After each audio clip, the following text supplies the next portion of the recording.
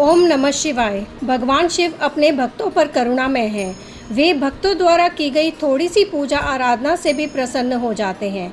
तो आइए इसी श्रावण मास में भगवान शिव का गुणगान गाते हुए उन्हीं के द्वारा सुनाई जाने वाली श्रावण मास की महात्म्य कथाओं का श्रवण करते हैं।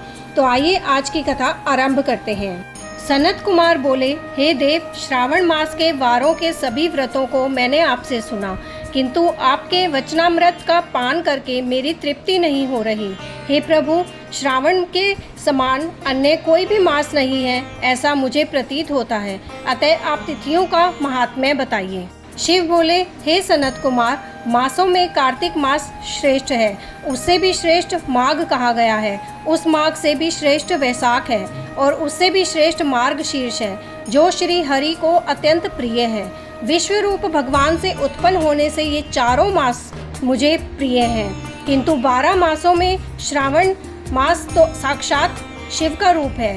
हे सनत कुमार, श्रावण मास में सभी तिथियां व्रत युक्त हैं, फिर भी मैं उनमें प्रधान रूप से कुछ उत्तम तिथियों को आपको बता रहा हूँ। सर्वप्रथम मैं तिथि तथा वार से मिश्रित व्रत आपको बताता हूँ। श्रावण मास में जब प्रतिपदा तिथि में सोमवार हो तो उस महीने में 5 सोमवार पड़ते हैं।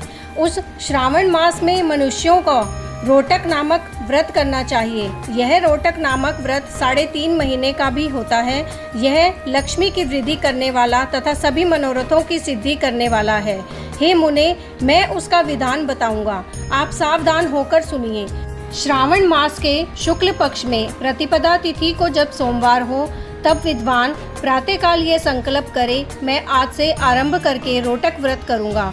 हे सुरश्रेष्ठ, मुझ पर कृपा कीजिए। उसके बाद अखंडित बेलपत्रों, तुलसी दलों, कमल पुष्पों, कहलार पुष्पों, चंपा तथा मालती के पुष्पों, गोविंद पुष्पों, आक के पुष्पों, उस ऋतु तथा काल में होने वाले नानाविध अन्य सुंदर पुष्पों, धूप दीप नैवेद्य तथा नाना प्रकार के फलों से शूलधारी महादेव की प्रतिदिन पूजा करनी चाहिए। विशेष रूप से रोटकों का प्रधान नैवेद्य अर्पित करना चाहिए। पुरुष के आहार प्रमाण के समान 5 रोटक बनाने चाहिए। बुद्धिमान को चाहिए कि उनमें से 2 रोटक ब्राह्मणों को दे, 2 रोटक का स्वयं भोजन करे और 1 रोटक देवता को नैवेद्य के रूप में अर्पित करे। बुद्धिमान को चाहिए कि शेष पूजा करने के अनंतर अर्घ प्रदान करे। केला, नारियल, बीज पूरक, खजूर, ककड़ी, दाख, नारंगी, बिजोरा, नींबू, अखरोट, अनार तथा अन्य और जो भी ऋतु में होने वाले फल हों, वे सब अर्घदान में प्रशस्त हैं। उस अर्घदान का फल सुनिए। 7 समुद्र सहित पृथ्वी का दान करके मनुष्य जो फल प्राप्त करता है, वही फल विधान पूर्वक इस व्रत को करके वह पा जाता है। विपुल धन की इच्छा रखने वालों को यह व्रत 5 वर्ष तक रखना चाहिए। इसके बाद रोटक नामक व्रत का उद्यापन कर देना चाहिए। उद्यापन कृति के लिए सोने तथा चांदी के 2 रोटक बनाएं।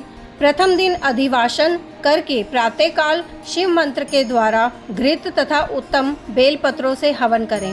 हे तात, इस विधि से व्रत के संपन्न किए जाने पर मनुष्य सभी वांछित फलों को प्राप्त कर लेता है। हे सनत कुमार, अब मैं द्वितीया के शुभ व्रत का वर्णन करूंगा, जिसे श्रद्धा पूर्वक करके मनुष्य लक्ष्मीवान तथा पुत्रवान हो जाता है। औदुंबर नामक वह व्रत पाप का नाश करने वाला है। शुभ सावन का महीना आने पर द्वितीया तिथि को प्रातःकाल संकल्प करके बुद्धिमान को विधि पूर्वक व्रत करना चाहिए। इस व्रत को करने वाला स्त्री हो या पुरुष, वह सभी संपदाओं का पात्र हो जाता है।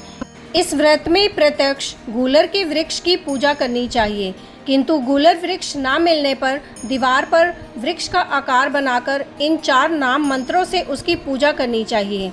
हे उदुंबर, आपको नमस्कार है। हे हेम पुष्पक, आपको नमस्कार है। जंतु सहित फल से युक्त तथा रक्त अंड तुल्य फल वाले, आपको नमस्कार है। इसके अधिदेवता शिव तथा शुक्र की भी पूजा गूलर के वृक्ष में करनी चाहिए।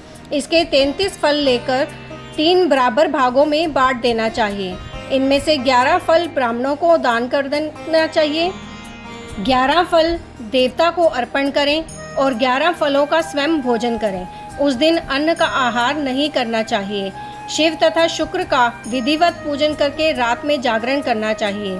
हे तात, इस प्रकार 11 वर्ष तक व्रत का अनुष्ठान करने के बाद व्रत की संपूर्णता के लिए उद्यापन करना चाहिए।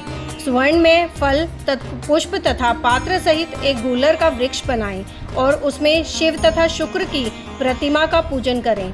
उसके बाद प्रातःकाल होम करें। गूलर के शुभ कोमल तथा छोटे छोटे 108 फलों से तथा गूलर की समिधाओं से तिल तथा घृत सहित होम करें। इस प्रकार होम कृत्य समाप्त करके आचार्य की पूजा करें। उसके बाद सामर्थ्य अनुसार 100 अन्यथा 10 ब्राह्मणों को ही भोजन कराएं। हे वत्स, इस प्रकार व्रत किए जाने पर जो फल होता है उसे सुनिए। जिस प्रकार यह गूलर का वृक्ष बहुत जंत युक्त फलों वाला होता है, उसी प्रकार व्रतकर्ता भी अनेक पुत्रों वाला होता है और उसके वंश की वृद्धि होती है। यह व्रत करने वाला सुवर्ण में पुष्पों से युक्त वृक्ष की भांति लक्ष्मीप्रद हो जाता है। हे सनत कुमार, आज तक मैंने किसी को भी यह व्रत नहीं बताया था। गोपनीय से गोपनीय इस व्रत को मैंने आपके समक्ष कहा है। इसके विषय में संशय नहीं करना चाहिए और भक्ति पूर्वक इस व्रत का आचरण करना चाहिए। इस प्रकार स्कंद पुराण के अंतर्गत ईश्वर सनत कुमार संवाद में श्रावण मास महात्म्य में प्रतिपदरोटक व्रत द्वितीय ओदंबर व्रत कथन नामक 11वां अध्याय पूर्ण हुआ। यहीं एक कथा समाप्त होती है। आगे की और कथा सुनने के लिए आपके अपने चैनल एस्ट्रो नॉलेज को सब्सक्राइब कर लीजिए ताकि आने वाली वीडियोस के नोटिफिकेशन आपको मिल सके। ओम नमः शिवाय।